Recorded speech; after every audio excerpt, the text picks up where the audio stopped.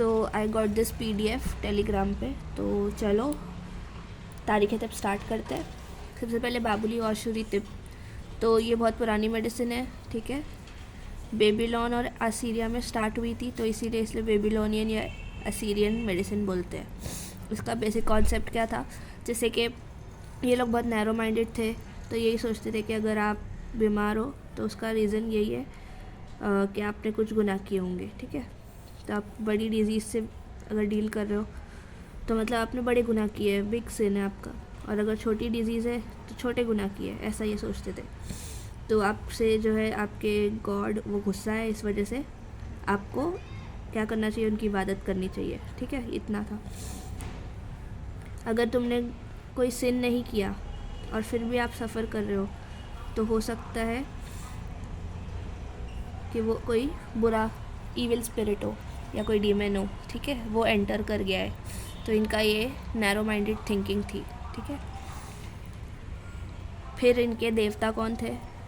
Babylon के हिसाब से अगर आपको अपनी बीमारी का इलाज करना है तो देवी देवताओं की पूजा करनी पड़ेगी। तो अलग अलग पूजा, अलग अलग देवी देवता थे। एक था सबसे पुराना गॉड है ये, ठीक है।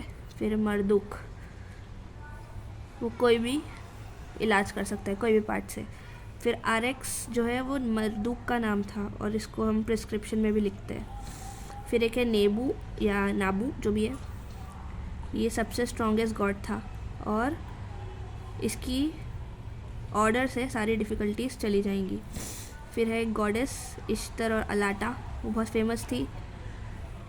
और फिर ये गुले है जो कि पॉइजनस इफ़ेक्ट्स को रिमूव कर देती थी। फिर गुले, फिर डेविल्स थी। अहले Babuli, any disease caused by evil spirit, तो वही इनका था। अलग अलग इविल स्पिरिट, अगर आपने गुनाह नहीं किए तो इविल स्पिरिट जो है उनकी एंटर होने से आपकी तबीयत ख़राब है। तो वो फीवर कॉज कर रहे, प्लाग, नेक की गर्दन, अटक्कू, नामतारो, अशक्कू। फिर अल्लू, अल्लू जो है बोन्स, हैंड्स की disease, Rabisu for the skin disease, Pazuzu for the dangerous disease और डेडली डिजीज़, ठीक है। मौलिक तो नाम याद कर लेने पड़ेंगे थोड़े से इनके। फिर है बाबुली अतिबा और उनके औसाफ। तो दरगाह और टेंपल से वो अपना तालीम हासिल करते थे, ठीक है। गॉड ऑफ हेल्थ के बारे में, यही जो हमारे गॉड है, और डेविल विच मेक्स दिस, और ये जो बुरी रूह है उनके बारे में, और उनका ट्रीटमेंट करते थे। बारू वो लोग होते थे जो डिजीज़ को स्पिरिचुअल ट्रीटमेंट से ट्रीट करते थे, ठीक है। They were the people by different mantras, इनके पास मंत्रा होते थे। अशीपू के पास, worshipping ideal Ashipu for many day to meditate, यही मतलब हमको बीमारी से दूर कर दो, आज़ाद कर दो। अजू जो थे ये रियल फिजिशियंस थे, ये किसी मैजिक या मंत्रा से नहीं बल्कि मेडिसिन से इलाज करते थे, ठीक है। तो 2-3 टाइप के लोग थे। एक तो थे जो स्पिरिचुअल ट्रीटमेंट से करते थे, एक मंत्रा और एक मेडिसिन से। फिर बाबुली तिप के तशखीस, वाटर और ऑयल जो थे वो इम्पॉर्टेंट थे उनके अकॉर्डिंग। वाटर को वो बकेट में रखते थे और उसमें ऑयल डालते थे। ऑयल फैल जाता था तो उसका इलाज नहीं होगा, या फिर बहुत कम चांस है डिज़ीज़ को सही होने के लिए। ऑयल अगर रिंग बना देता सरफेस पे तो डिज़ीज़ हो सकता है कि उसका डायग्नोसिस हो सके और वो क्योर हो सके। They use fire and see the colour of the flame, फिर वो आग और उसके फ्लेम से भी पता करते थे कि डिज़ीज़ क्योरेबल है या इनक्योरेबल है। येलो ग्रीन फ्लेम आएगी तो बहुत बुरी चीज़ है, इनक्योरेबल है। अगर रेड आएगी तो क्योरेबल है, ठीक है। तो रेड है तो है, ग्रीन या फिर येलो है तो क्योरेबल नहीं है, ठीक है। चलो, मेथड ऑफ ट्रीटमेंट।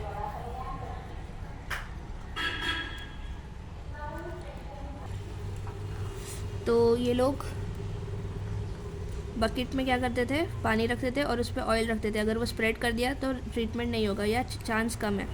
डिजीज़ को क्योर होने में। अगर रिंग बना लिया तो फिर वो ट्रीट हो जाएगा और वो क्योर हो जाएगा। फिर उसी तरह फायर की फ्लेम देख के भी वो ये अंदाज़ा लगाते थे कि अगर ग्रीन है या येलो है तो बहुत बुरा है, क्योर नहीं होगा, और अगर रेड फ्लेम है तो क्योर हो जाएगा। ठीक है। फिर पल्स एग्जामिन करते थे, कलर देखते थे यूरिन और स्टूल का। ठीक है। इस वजह से वो इस तरह वो बताते थे कि वो डिजीज़ क्योर होगी या नहीं होगी।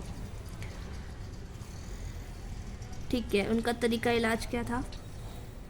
गॉडेस और गॉड की पूजा, वही उनकी जो थी, take mercy from the devils. They thought that devil enter, liver में एंटर कर जाता है डेविल, और लिवर में ब्लड प्रोड्यूस होता है, और बैड स्पिरिट्स जो है वो खून पीना चाहती है, बुरी आत्माएं। तो वो क्या करते थे, लिवर में होल कर देते थे, या होल कर देते लिवर में। तो पेशेंट सफरिंग ब्रेन डिसऑर्डर होगा तो ब्रेन में होल कर देंगे, ताकि वो जो डेविल स्पिरिट है वो निकल जाए बाहर। ठीक है। तो स्कल्स में भी उनके छेद होते थे। जियोलॉजिस्ट में जब उनके ब्रेन और स्कल्स को देखा तो उसमें उनको छेद मिले थे। और नबाती, हैवानी और मादनी ड्रग्स जो हम पढ़ते हैं वो सब भी यूज़ करते थे। नॉलेज,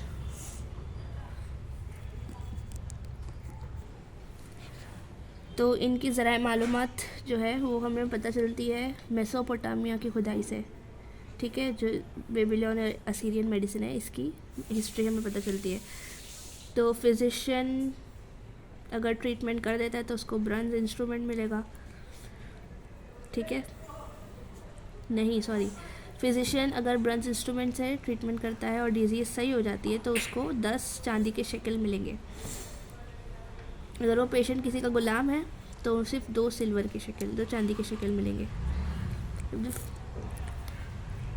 अगर फिजिशियन की वजह से डिजीज़ कॉम्प्लिकेट हो गई और उससे डेथ हो जाती है पेशेंट की, तो हाथ काट दिए जाएंगे फिजिशियन के।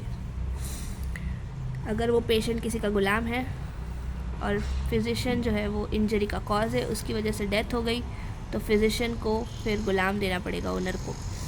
अगर फिजिशियन ने इन्फेक्टेड ऑर्गन को या बोन को क्योर कर दिया तो उसको 5 चांदी के शेकल मिलेंगे। ठीक है। So it's done.